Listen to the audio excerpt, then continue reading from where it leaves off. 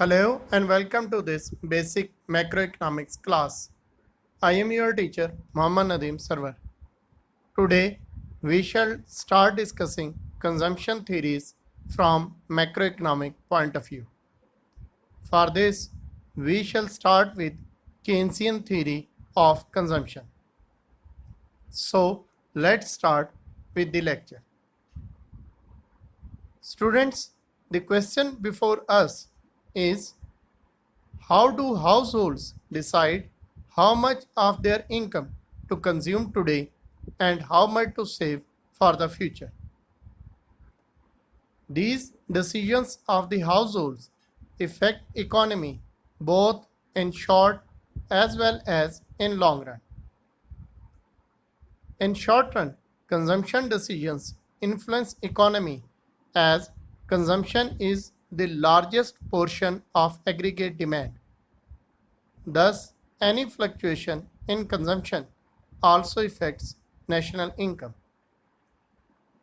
Whereas, in long run, the consumption decisions affect economy through their role in economic growth.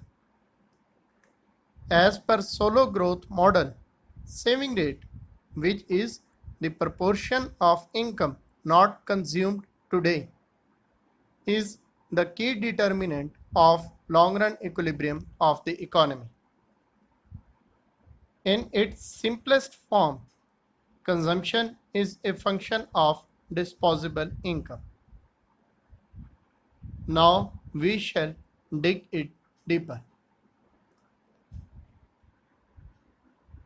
Students, Keynes made the consumption function central to his theory of economic fluctuations, as Keynes believed in active role of aggregate demand, and consumption is the largest portion of aggregate demand. However, after Keynes, consumption is still regarded a very important part in macroeconomic analysis.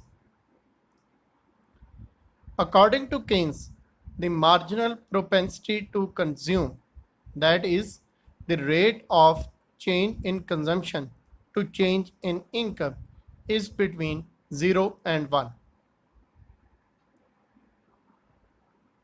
According to Keynes' fundamental psychological law of consumption, people's consumption increase as their income increases. However, it does not increase as much as their income increases. In simple words, with an increase in income, consumption also increases, but less than increase in income. Therefore, the value of MPC is between 0 and 1. The exact value of MPC is very important in determining the multiplier value and thus in the role of effectiveness of different economic policies, especially the fiscal policy. Keynes also said that average propensity to consume, that is APC, falls as income rises. We know that average propensity to consume is consumption over income. So, substituting consumption function and simplifying, we have Keynes believed that saving was a luxury, so he expected the rich to save a higher proportion of their income than poor. Contrary to classical economists, Keynes also concluded that income is the primary determinant of consumption and that the interest rate does not have as important role.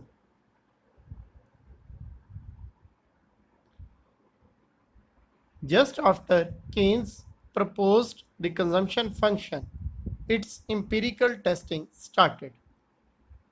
The earliest studies demonstrated that Keynes' consumption function was a good guess of consumers' behavior. Early empirical results indicated that households with greater income consumed more. This confirmed that MPC is greater than 0. Households with larger income also saved more. This confirmed that MPC is less than 1.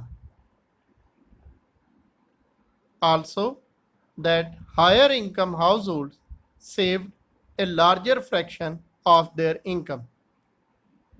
This confirms that APC falls as income rises.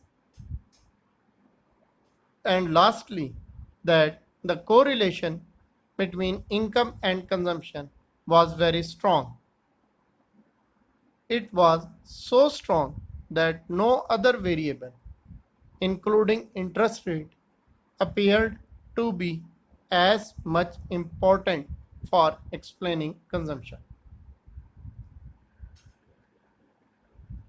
However, the first inconsistency in Keynes' work was discovered when, during Second World War, some economists predicted that as wartime government expenditure stopped, the economy will be in depression.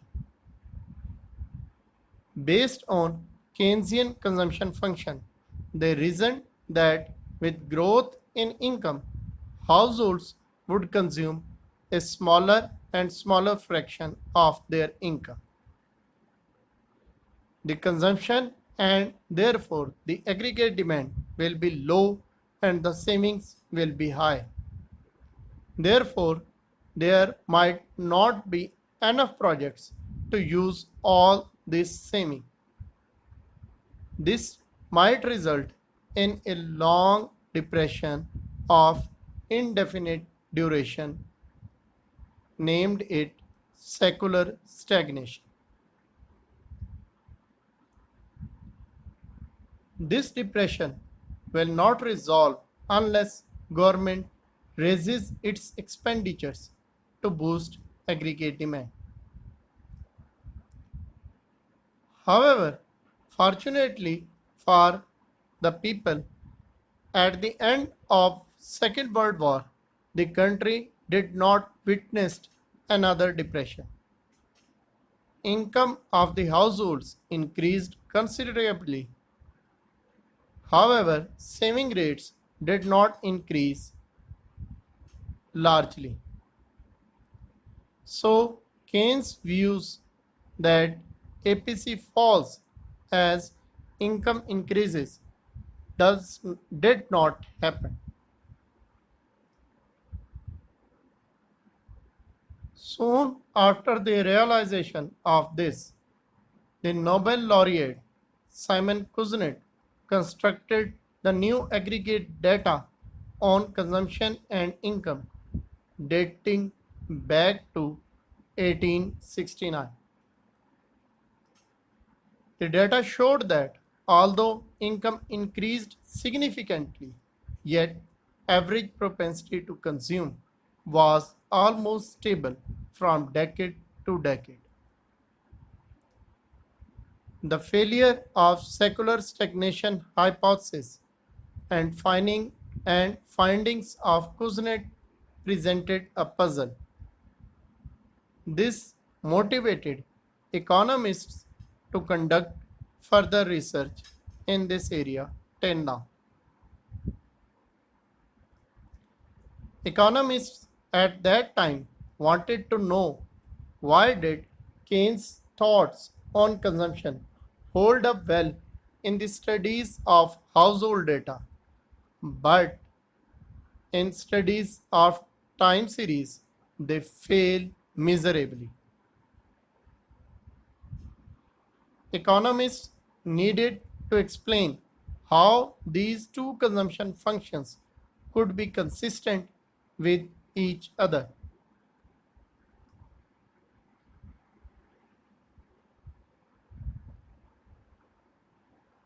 Answering these questions is a continuous debate that is going on and on. We will further explore this debate in lectures. Please give your feedback in comments. Also consider liking the video, subscribing the channel and sharing our lectures. Thank you and